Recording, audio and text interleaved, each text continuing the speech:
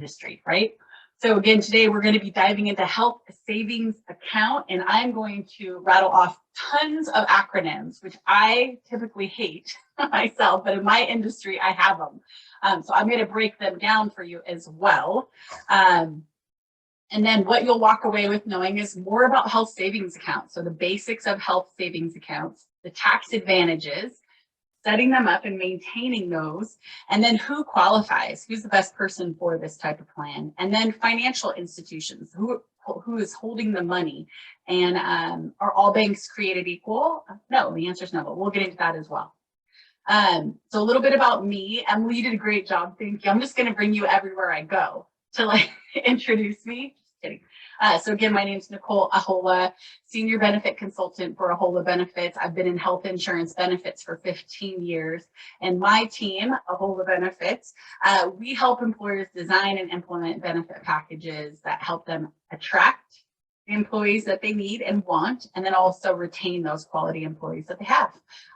We are passionate about businesses thriving, and part of that is your benefit package. Okay, so diving in, but why health savings accounts? Why is this even a topic that sometimes an employee will bring to you or your financial planner will even bring up?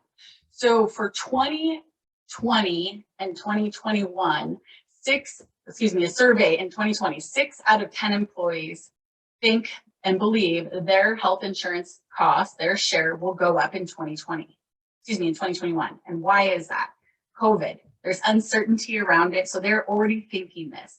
So delivering a health savings account option to your employees does a few things. It solves that issue of uncertainty. Health savings accounts have been growing 25% year over year, even during the pandemic. And what I mean by that is people have money in these accounts that are growing, which provides them long-term savings. So a financial planner would tell you as an individual, have you thought about this, a health savings account? And so sometimes employees will bring that to their employer and say, why don't we have this? So again, my job is to make sure you have the tools in your toolbox to at least explore this option. So again, breaking down health savings accounts 101. There are 2 parts to it. First part is medical, and the second part is the savings account. So they are totally separate. They can integrate, but they are first totally separate. You first must have the medical plan in order to have this special savings account. And the medical plan is called a high deductible health plan. So a qualified health plan is called a high deductible health plan, HDHP. There's your first acronym. And the IRS really designed the medical plan itself, the minimums and maximums, to be qualified. And we'll get into that. The second part is the health savings account. And this is a tax advantage bank account. The only one of its kind has 3 tax advantages, and only people that have this medical plan can open that bank account. So you have to have step 1 or part 1 in order to have the bank account. You can't just go to a bank and say, I want a health savings account. You have to have this specific type of medical plan in place. And you're going to work with a broker or an agent to make sure you have that specific type of medical plan. Okay, so let's dive into part 1, the medical plan. So it is an insurance policy. You would, as the owner of this policy, will be looking at a network, possibly the same network of hospitals and doctors that you're seeing today, and then the price. So those are really your factors that you're going to be looking at. So your broker agent is going to show you HSA qualified plans. Maybe they'll show them next to non-HSA qualified plans. And then you, as a decision maker, are going to be looking at, okay, what network do I want? So doctors, hospitals, and maybe you currently have Premier Blue Cross or United Healthcare. They also offer this type of medical plan. So you can stay with the same insurance company and just offer this specific type of medical plan. So a little bit about the design. And the IRS, like I said, set the design up so that you could have this special bank account. So first, there's a minimum annual deductible for self. Minimum is $1,400. So self is an employee only enrolled. So if I'm the only one enrolled on my medical plan, my minimum deductible to be a qualified HSA plan has to be $1,400. For family, it's double that, $2,800. And those are the minimums. So if you have a medical plan right now that has a $500 deductible or a $1,000 deductible, you could be assured that your plan is not HSA qualified. Minimums are $1,400 for individual or self, $2,800 for a family. And then for your out-of-pocket maximum for self is $7,000. For family, it's $14,000. And so again, if I have a medical plan today that the out-of-pocket maximum for me is $7,350, that's too high and it wouldn't be a qualified plan. So again, you are working with a broker who is going to provide you with an HSA qualified plan. So I'm not expecting you to memorize these numbers, but just know there's specific parameters on the medical plan that must be in place before it gets that good housekeeping seal of approval of an HDHP. And then the plan design inside the deductible and out-of-pocket maximum is that all benefits, every single benefit except for preventive care, are subject to the annual deductible. That means for my office visits, for my prescriptions, chiropractic, what have you, I'm paying 100% of that up to the annual deductible. And then the insurance company, whoever that is, Primera, Assurus, United Healthcare, Aetna, they are then paying their portion. So right now, it sounds a lot like a catastrophic plan, like no coverage for the first $1,400, like that doesn't sound great. Well, remember, preventive care is covered at 100%. And right now, some of the insurance companies are still covering 100% of anything COVID related, even on HSA qualified plans. So if I go in for my annual physical, my immunizations, my flu shots, my cancer screening, all of those are under the preventive care benefit and covered in full. I pay zero for that, even on this type of plan. And that is allowed. But if it's an office visit because I don't feel good, or a virtual visit because I need them to look at my whatever it is, I'm going to receive a bill for that. The first $1,400. So if the visit's $100, that's my discounted rate through my insurance policy. That's what I'm paying because I haven't met my deductible yet. And then another key component or plan design feature of this type of plan is that if a family is enrolled, the family deductible applies. Give you an example. I have 4 people in my family and we have an HSA plan. So if I chose to enroll just myself because maybe my family has health insurance elsewhere, then and I'm going to use this plan design here. My deductible is $1,400. That's my responsibility before the insurance company comes on and pays for anything. Let's say it's open enrollment and I want to bring my family onto my plan. So once I enroll my family and the IRS says employee plus 1 or more is a family, my deductible flips over to that $2,800 level and my family members and I share the deductible. So that's different than most traditional plans. Each have your own deductible, but in the HSA plan, we share it. It's aggregate. So in one calendar year, one person in my family can actually meet the family deductible if they have a major medical situation that's greater than $2,800, or maybe something else that they reach that. They could actually meet the family deductible for the whole family. But the family deductible is aggregate for the entire family. Again, meaning we share it. So that is a unique feature of this type of plan that most plans do not have. Most plans deductibles are embedded, is the word. Now the out-of-pocket maximum is also flipped over to the family amount. So if in one calendar year, my family and I have a horrible medical year, really big bills, accidents, whatever, I don't wish this on anyone, but if we did, we are protected by these in-network out-of-pocket maximums. So $7,000 for an individual, $14,000 for a family. Now, the majority of HSA qualified plans allow for the out-of-pocket maximum self to still come into play. So again, I'll give you an example. If in my family of 4, we have a family deductible of $2,800 and a family out-of-pocket of $14,000. If in 1 year, one person in my family has a catastrophic event, then they would have to be the $2,800 deductible, and then they would be capped at $7,000 in 1 year. They would not have more than $7,000 in bills in one calendar year. And then the remaining 3 people in my family would share the remaining $7,000. So there still is protection for one person if you have a major medical situation. But they are different than traditional plans in that I typically have no copays when I go to the doctor, but I have my medical insurance card. I hand it over just like I normally do whenever I go to get care. And the provider, whether that's a hospital, a clinic, whoever it is running those benefits through my insurance plan. I get the discounted rate because I have insurance. So chiropractic, they might want to charge $100 a visit, but because I have insurance, my chiropractor can only charge $50 a visit because I have insurance. So that's the rate I pay, $50 every time I go in for chiropractic. And I've provided this publication 969, not that you want to read an IRS publication in your spare time, but I provide it here. That is my source, right? I go to the IRS to get all these updated numbers. That this is a publication that provides so much information about HSAs, but that's where I go to give you the clip notes. I just want you to know the source.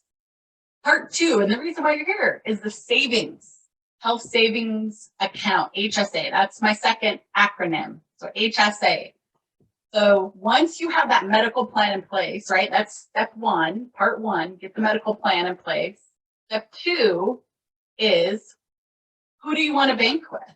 So you need to select an HSA banking partner, a financial institution, to hold this money. Now you could, and we'll get into banks later, but that's the first step. At the savings portion is you pick a bank that is going to house your savings account, okay? And there are 3 tax advantages to an HSA. The first one is I can put money into the account with no taxes. So I can contribute pre-tax through my employer. So my employer offered the medical plan. I chose that plan at open enrollment. And now my employer says, here's the bank that we're all using. And I say, well, I want to take $50 out of my paycheck. It's going to reduce my taxable income. I won't pay FICA on it, which is about 8%. That's your payroll tax. And it goes directly into my bank account. And guess what? I, as the employee, own that bank account. Not my employer, not the insurance company. It's tied to my social security number as the employee, and it's a personal asset of mine, just like any other savings account or bank account. I would assign a beneficiary if I were to pass away. That money would then go to my beneficiary to use, but it is pre-tax going into the account. I can invest those funds and they earn tax-free. My investments are tax-free in that account. And then I can spend the money tax-free for qualified expenses. And again, I'm going to point to this website where there are thousands of qualified expenses that the IRS has. So just giving you a little insight into how big this publication is. And then this part sounds amazing, right? The HSA has all these tax advantages and savings features. So the IRS actually puts limits on the amount of money that I can contribute into that account. And if my employer wants to contribute, they can. It's voluntary. They're not required to. But if they do it for one, they do it for all. And it has to be the same across the board on the HSA contributions. So the maximum annual contribution for self, if I'm enrolled as a single, I might have a family, but I'm enrolled by myself, is $3,600. So that's for 2021. It's going up $50 for 2022. So the IRS raises that for inflation. So in 2022, it'll be $3,650. I can contribute into my HSA account. If I'm enrolled as a family, so employee plus one or more, it's $7,200 of pre-tax, non-taxable income can go into this account, and I can use it for myself and my dependents for their qualified expenses. And then that's going up $100 in 2022. If I am age 55 or older, I can add $1,000 to any of these amounts, depending on how I'm enrolled. So it's called the catch-up contribution, similar to a retirement account. And that gets into some of the investments that we'll talk about here in a moment. Okay, so the tax advantages, breaking those down a bit, is One, I can contribute tax-free into the account. So the employee, again, the HSA owner, I'm the one that owns that bank account. Once it's opened, it's got my social security number, my name. I'm going to receive a debit credit card from that bank with a Visa or MasterCard logo on it.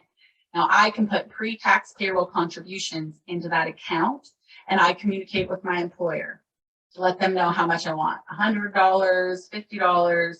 Maybe when my company switched to this plan, I saved money because this plan actually costs less for my company, so they reduced my portion. So I might, instead of putting that money back into my personal budget, I might say, I'm going to keep that money as my health insurance budget. I'm just going to put it into my bank account to use for future expenses. Now the employer can contribute as well. Like I said, that's voluntary. I think when employers start an HSA plan, and I'll get into that more on implementation, that adding a contribution to begin with is a success story. It helps adoption of the plan. It helps your employees see you're buying in. We know you're buying in, you're providing the health insurance to begin with, but this HSA might be new to them. So the employer contributions are a tax deductible expense of doing business, and the payroll tax on employee contributions, you would be saving that as well. So as an employer, you're paying 7.65% on your payroll. So if your employee says, hey, redirect my payroll, $100 of it a month, and put it into my bank account, I, the employer, am not paying taxes on that $100 for that employee. So that saves me. It's really a win-win for the employer and the employee when it comes to taxes. And then invest tax-free. Funds roll over year to year and grow tax-free. So like most savings account, they're interest-bearing, right? I know interest rates have been somewhat paltry over time, so small. However, your account does bear interest and you're not taxed on that money. And then depending on the financial institution, the bank, they provide investment opportunities for those HSA funds. So once you have somewhat of a balance in there, you can start investing the money in whatever accounts that financial institution provides. And your gains in those investments are also tax-free. So it's similar to a 401k in that, except for the fact that you do not pay FICA on this. And where I believe with 401k, you are paying FICA on that. It really accelerates long-term savings. And there are some folks that use these HSAs really as another retirement vehicle.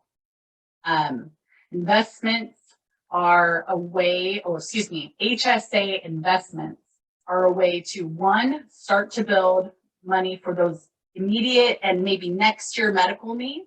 And then secondly, you're building up a nest egg. And then eventually you're going to have a retirement vehicle there. So really a unique and only one of its kind. And then the third tax benefit is you get to use the funds and save on thousands of qualified expenses. So some of the more common ones are, okay, you're at the pharmacy, you have your health insurance card, and then you have your HSA credit card with the Visa debit logo, Visa MasterCard logo on it. I'm handing them my insurance card. They tell me a price. I hand them my HSA card to pay for my pain relievers, my doctor visits, my dental out-of-pocket expenses, chiropractic care, cold and cough medicine. So with the pandemic, the federal government actually expanded what I can use my HSA funds for, which is huge because that hasn't happened for years. But now you can use it for over-the-counter medications. You can also use it for women's women's menstruation products, which is new. So during the pandemic, this was expanded. So really a lot of things in your medicine cabinet, you can use your HSA funds for, Band-Aids, crutches, if you can fit crutches in your medicine cabinet, but things that may not be, you might be thinking, well, I can only use it for lab work. No, you can use it for, there's a huge list. But that's the third tax benefit for an HSA. Okay, I'm going to pause for a moment and see if there are any questions so far. And I didn't say that in the beginning, that I'm hoping if you put questions into your into the chat box, but if anyone has any questions so far, and then I'll move on to the setup and maintenance. If not, we can just keep rolling. I have a quick question, Nicole. I don't see any questions yet in the chat box, but I, again, encourage people to use that if they need.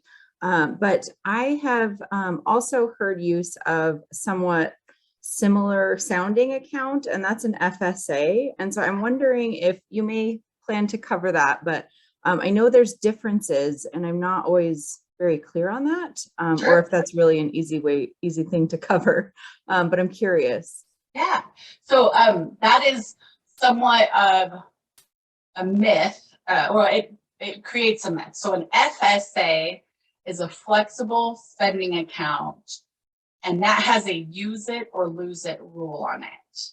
So it is a way, it has the exact same list I can use for my HSA. So my employer, if they have a flexible, and that's FSA, flexible spending account, I can put pre-tax payroll deductions into that account and use it for the same things: medical, dental, vision, out-of-pocket expenses, Band-Aids, crutches, what have you.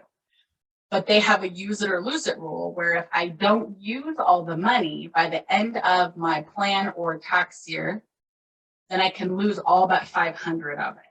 So that's an FSA. It's still my money, but if I don't use it, it goes away. So there's a little bit of fear in planning. Like if I don't plan accordingly with my HSA, I will also lose the money. Now, HSAs have no lose it or use it rule, or use it or lose it rule. They do not expire. They roll over year to year. And you can have an HSA and your employer might have what's called a limited purpose FSA. Because a limited purpose FSA is only for dental and vision. The IRS will not allow you to have a full-blown FSA and an HSA account because they feel like you're getting double the tax benefit, and the IRS doesn't like that. But there are a ton of acronyms. We call them the alphabet soup, and they're all swirling around in our brains. FSA, there's a daycare one that you can put pre-tax money away for daycare expenses. But FSAs are most common, and then HSAs are on the uprise. Like I think 30% of Americans have an HSA account. And I think the number for FSAs is a bit higher. So that's where I don't mean to say it's a myth, but it is one of the things where people say, I can't have an HSA because it's gonna expire. I'm gonna lose that money. With HSAs, just remember it rolls over, earns interest, and I can use it for future expenses and retirement. Okay, so even if you leave your employer and they had one hosted for you, you keep that one wherever you go. Yes, so the HSA is portable from employer to employer. And it's not even really from employer to employer because once you set it up, it's yours. Now, the employer might be administering your deductions, but if you were to separate employment, the account goes with you. It's still in your name, and the IRS will allow you to exhaust all the funds in there with no tax penalty. You just can't put new money into the account unless you're on a qualified health plan. But yeah, one of the benefits of them is that they are portable. Yeah. I have a quick question. Go for it. Is it easy to set up HSAs through different types of banks? Like my company actually is owned by a bank. So for ours, they already automatically set it up for me. Sure. But for like someone who say started new employment and they have to open up an account for it and start it, then would it be difficult for them to do that? Or would it be fairly simple, and do most of banks allow them to start that process? Oh, that's a loaded question, Samantha, because all banks are not created equal.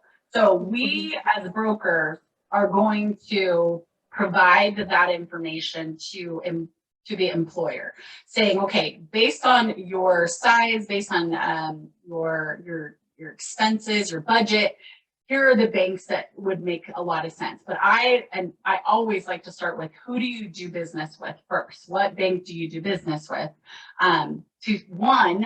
Because you might already be very familiar with their system, have a great relationship with your bank, and maybe negotiate the fees down. So then your banking representative would help you set that bank up. bank account up, and then how to do the contributions, pre-tax payroll deductions. All banks, for the most part, like to charge fees. There's one bank that I know of that doesn't charge any fees, which is Key Bank. They only want you to set up the account, but there is no maintenance fees. But most banks have a maintenance fee monthly per account, ranging from $1.50 anywhere to $5 a month. And then they all have different perks, bells and whistles. But we do partner, and we recommend often specific financial institutions that make it very, very easy. And that's what I tell an employer. Like, for this fee, it is so worth it because it takes so much off of your plate as the employer. And then you get this fancy portal online that you can set up and save your contributions, and it's clicks of a button, but they essentially enroll your employees. So all financial institutions are not created equal. Does it answer it, Samantha? To some degree. And I'll talk about banks more. I have another slide for banks too. And I saw a question. I want to get to it. I think there was a question. There is the maximum that an employer can contribute. So the question is there a max that an employer can contribute into the HSA? So I'm going to go back to this last slide. So the maximum IRS contribution is it, period, whether it's the employee contributing or the employer. The maximum amount that can go into anyone's account is $3,600 in 2021. So my employer I'm the employer, I'm speaking hypothetically. Let's say my employer puts $100 a month into my HSA account, regardless of if I contribute or not. So that's $1,200 a year. So if I'm an individual, I can only contribute the difference between $3,600 and $1,200 a year, which is $2,400. So if my employer is putting $1,200 in there, the most I can contribute is $2,400, because the IRS doesn't care where the money's coming from. Whether my aunt decided in her will to gift me HSA funds, I still have to contend with that IRS maximum. Maximum is $3,600. Hope that answers the question. But again, you're working with a broker and agent, so depending on the price of your medical plan, to define that contribution. So step one, putting the health plan and selecting the bank. And you're working with a broker and agent. They're consulting you on this, giving you the options, making recommendations, the why not. And then with your broker agent, you're defining your contribution or not. You're not required as an employer to put any money into the HSA accounts. But I recommend when you start it as a professional in this industry, been doing this for 15 years, the most success is when an employer does put something into their HSA bank accounts to start. Doesn't mean they do it every year, every month, but they started out that way. And then educate. It's not necessarily the employer's job to educate. It's our job as the broker consultant, making ourselves available, providing communication pieces, providing presentations, small emails, maybe even text saying, upcoming, we're doing an HSA Learn for the employees. Here are some things to know about HSAs, and just providing them small bits of information instead of a data dump where their eyes have rolled back in their head and they're out in a coma of information. But it's our job to help you drive the adoption, which is getting employee buy-in. And then the next step would be setting up and funding the contributions in pre-tax payroll deduction. Some employers do this monthly. Some employers do it every pay period, so on the same cycle as your pay period. And I've seen employers break it up. They might do, instead of doing $1,200 over the course of a year, they'll do $600 at the beginning of the year and $600 in the middle of the year. And I've had employers say, well, I have a lot of turnover. I just have a hard time putting money into an account for someone that is going to leave next month. Well, that is one way if you do it, break it up like the beginning of the year and the end of the year. So you do it in half. That might help with some of that, alleviate some of the stress of that for the employer. But at the same time, if we're designing a benefit package that is to attract and retain your employees, hopefully we're helping with that turnover as well, to some degree, right? And then ongoing education for the employees.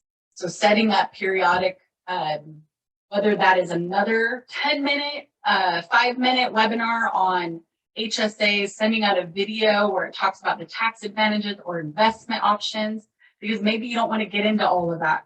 We don't want to get into it on day one with the employees. We want to let them know it's available. And then maybe 2 months later, talk about the investment options. So we want to educate employees on what is available with their HSA investments. And then as an employer, just like you're evaluating your health insurance premiums or benefit costs all together, we want to evaluate contributions. If it's something that you want to keep doing, if it's something that you want to start, or break it up.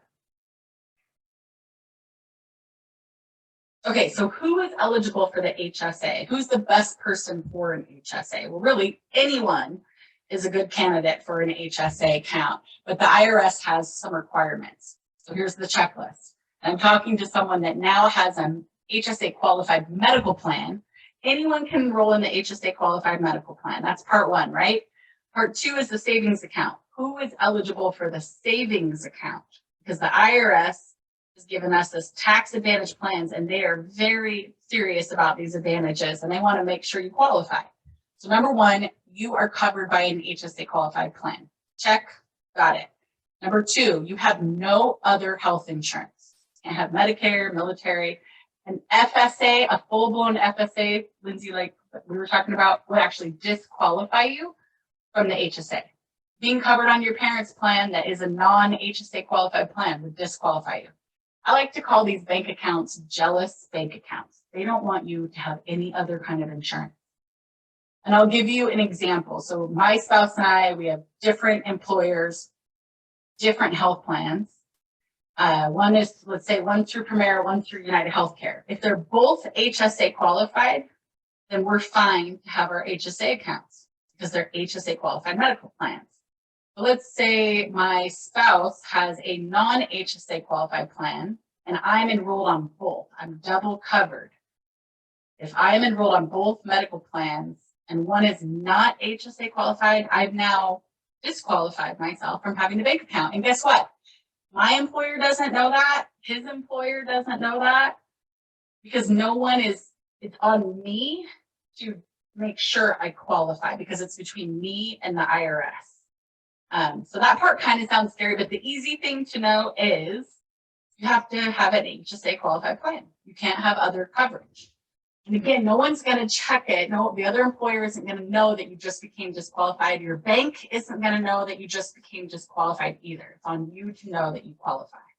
And then lastly, you're not claimed as a dependent on another person's tax return. That would also disqualify you, because the IRS, again, is giving you this tax advantage benefit.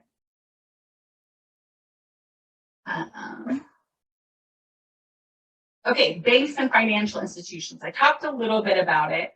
But I recommend an employer start with the bank they do business with.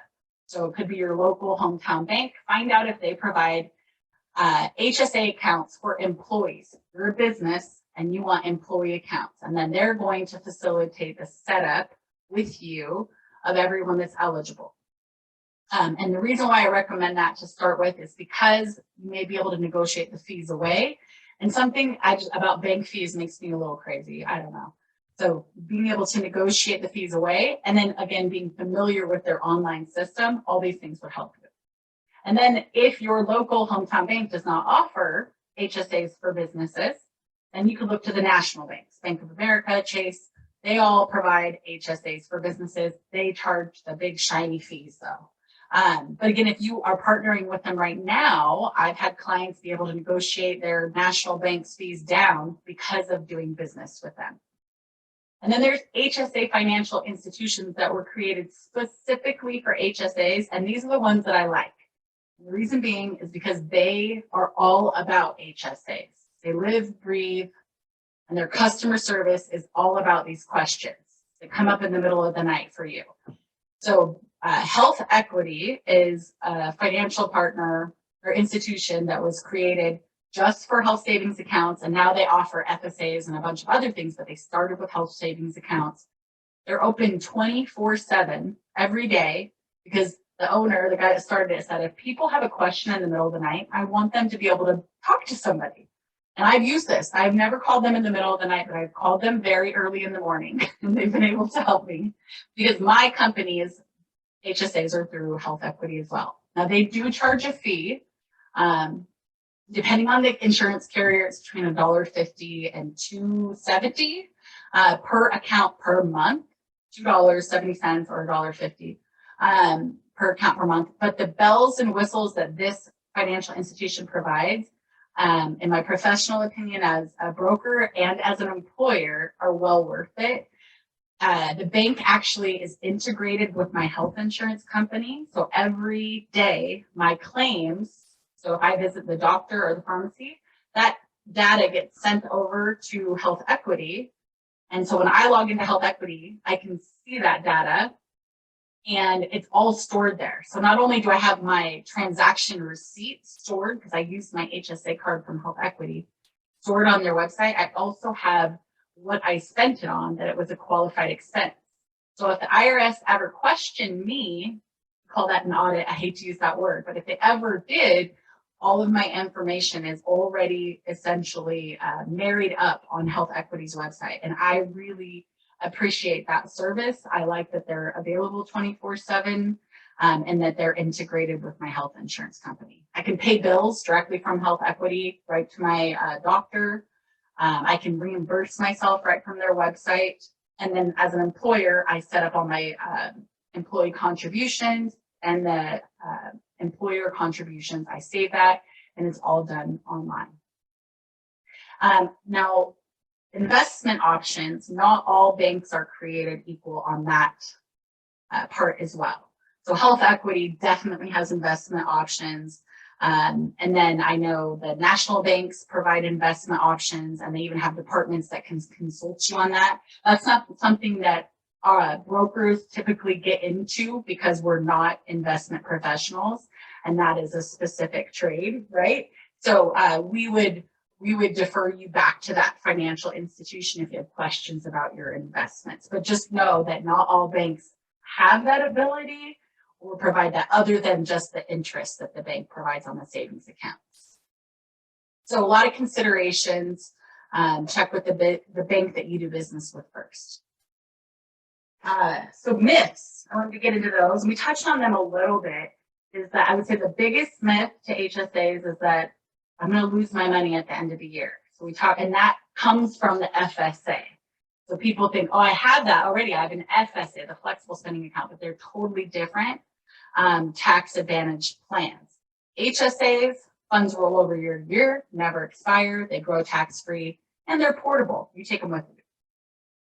Another myth I would say is HSAs are just too complicated, period. My employees would never be able to understand this. No way. Well, I will say there is a learning curve for sure in the beginning because it's new. There's these acronyms, we got to define things for employees, but most Americans have a bank account, have a savings account. Most of us pay taxes. So I think it's something, like I said, a lot of times an employer will call me and say their employee asked, why don't we have this plan? And these are not just white collar companies. These are blue collar companies. These are manufacturing firms. These are construction companies. So the too complicated, there's so much more value that you will get out of it to get past that learning curve. And then another myth is if I change jobs, I lose my money. That also comes from the FSA. And then there's something called a HRA, health reimbursement arrangement. Health savings accounts, I think we've talked about that a lot, is that they're portable, owned by the employee, and it is not owned by your employer. It's owned by you. So when you change jobs, you take that with you. HSAs are only for healthy people. This is one I heard when I first got into the industry a lot. If you have, because of the deductible being high, people say, well, it's not a medical plan for me. I have a chronic condition. I've got a serious, my daughter, my son has a serious prescription they take every month. HSA owners with chronic medical conditions, and this is feedback I get from clients and actually real life use, is they they benefit from the tax advantages. So the money that they're putting into their account is lowering their taxable income. And that combined with the plan design, so the out-of-pocket maximum on HSA qualified plans are oftentimes much lower than traditional plans. So when I set them next to each other, oftentimes the HSA with the tax advantages and the lower out-of-pocket maximum favors someone even with higher medical needs than someone that doesn't. So they're really for both healthy and someone with a chronic condition. The other myth I've heard is HSAs are only for wealthy people, people with a lot of money. HSAs stretch every dollar. They're saving that 7.65% on every dollar you earn. So that is stretching your dollars, even if you don't have hundreds of dollars to put into your HSA account every month. So, and again, typically the health plan is a lower cost to the employer and the employees, that frees up funds. So hopefully, and this is something as a broker that I encourage to my clients, is that you are contributing something to your employees' HSA accounts. And then HSAs really have empowered families to create that medical nest egg, that medical savings account for current medical needs, braces, orthodontia, Band-Aids. I said that like 6 times, but Band-Aids are expensive and kids go through them. They're all very fast. So it's really for anyone of all income levels. It's a way to put money back into your own pocket instead of the insurance company's pocket. And that's really what turned me on to it when I was first introduced to HSAs as an option. Okay, so that is it for now. I feel like I've given you a lot of information to chew on. We said a lot of acronyms. My apologies for that. Hopefully we define them. But here's our contact information if you have questions. But I'm going to see Ashley, Emma, or anyone